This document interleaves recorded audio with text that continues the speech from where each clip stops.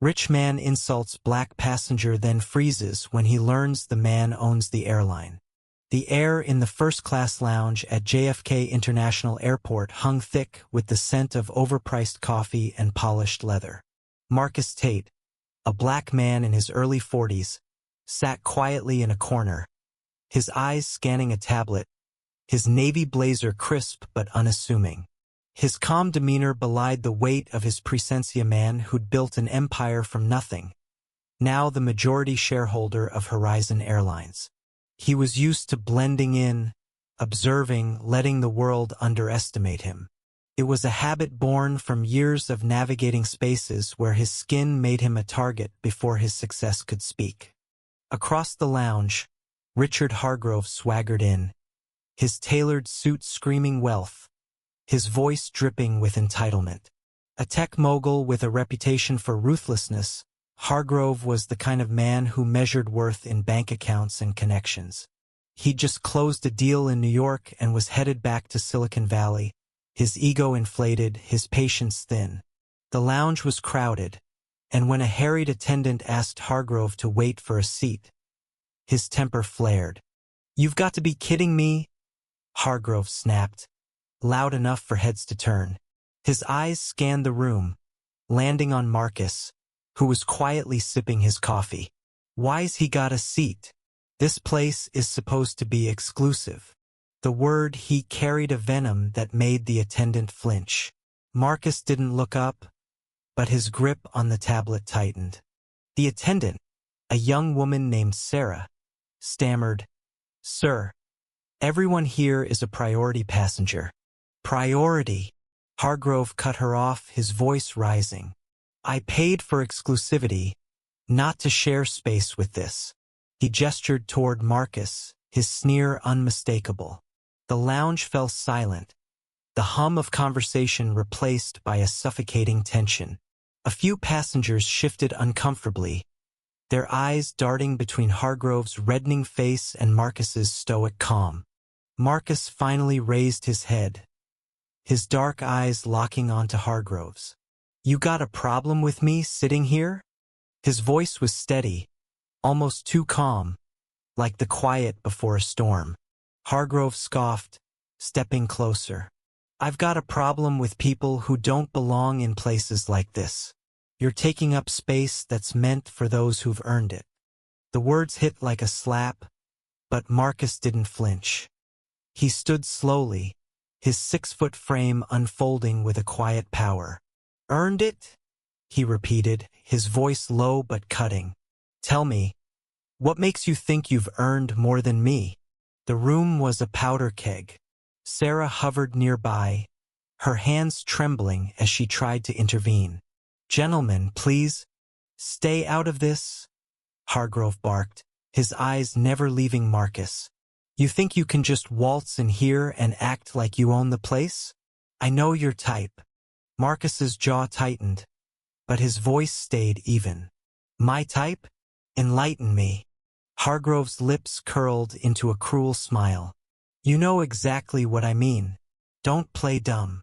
The air crackled with unspoken slurs, the kind that didn't need to be said to be felt. Passengers whispered, some pulling out phones, others looking away, unwilling to get involved. Marcus's calm was a shield, but inside, the sting of Hargrove's words burned. He'd heard them before on street corners, in boardrooms, in every space where his success threatened someone's fragile worldview. But this time, the stakes felt higher, the eyes on him sharper. Then, a new voice cut through the tension. "Excuse me, Mr. Hargrove?" It was an older man, maybe 60, with a weathered face and a pilot's uniform. Captain James Ellis, a veteran with Horizon Airlines, had been watching from the edge of the lounge. His presence was unassuming, but his voice carried authority. "I couldn't help but overhear. You're making quite a scene." Hargrove turned, annoyed. "Who the hell are you?" "Captain Ellis," the man said simply, his eyes flicking to Marcus with a subtle nod. "And I'd suggest you lower your voice. You're embarrassing yourself." Hargrove laughed. A sharp, bitter sound. Embarrassing myself? I'm just calling it like I see it. This guy doesn't belong here. Ellis raised an eyebrow, his gaze steady. Is that so? Because I happen to know Mr. Tate personally. And I'd say he belongs here more than anyone. Hargrove froze, his confidence wavering for the first time. Tate? He repeated, the name tugging at something in his memory. Marcus stepped forward, his voice cutting through the silence. Marcus Tate. I own Horizon Airlines. This lounge, this plane, this entire operation, it's mine. His words were calm, but they landed like a thunderclap. The crowd gasped, whispers rippling through the room. Hargrove's face drained of color, his mouth opening and closing like a fish out of water. You lying, Hargrove stammered, but the conviction was gone. He looked to Sarah, who nodded nervously, her eyes wide with the weight of the moment. Captain Ellis stepped closer, his voice dropping to a near whisper. I've flown for Mr. Tate for years. He built this airline from the ground up, against odds you couldn't imagine. And you, sir, just made a fool of yourself in front of the man who signs your pilot's paycheck. The twist hit Hargrove like a freight train. The lounge, once a stage for his arrogance, now felt like a trap. Passengers stared, some with pity, others with disgust. Marcus didn't gloat. He didn't need to. His presence, his quiet strength, spoke louder than any insult Hargrove could muster. But the story didn't end there. As Hargrove stood, humiliated, Captain Ellis turned to Marcus, his voice softening. I owe you an apology, too, Marcus. I've seen this kind of thing happen too many times, and I've stayed quiet before. Not today. The confession hung in the air, a raw admission from a man who'd spent decades in a world where silence was often easier than speaking up. Marcus nodded, his expression softening. We've all got work to do, James. Starts with seeing each other for who we are, not what we assume.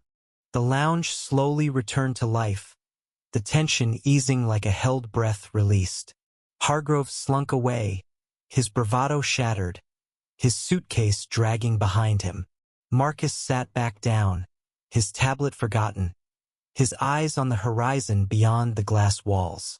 He thought of his father, a janitor who'd worked nights to send him to college, and his mother, who'd taught him to stand tall no matter who tried to cut him down. This moment wasn't just about Hargrove's defeat. It was about every time Marcus had been told he didn't belong and proved them wrong. As the boarding call echoed through the lounge, Sarah approached Marcus, her voice quiet.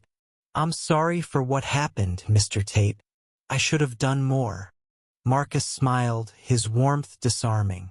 You did enough by staying human. That's where it starts. The flight took off into the night, carrying a humbled Hargrove, a reflective Captain Ellis, and Marcus, who looked out at the stars and saw not just a victory, but a reminder. The world was still broken, still quick to judge, but every confrontation, every moment of truth, chipped away at the walls of prejudice. He'd built an airline, but more than that, he'd built a life that defied the limits others tried to impose.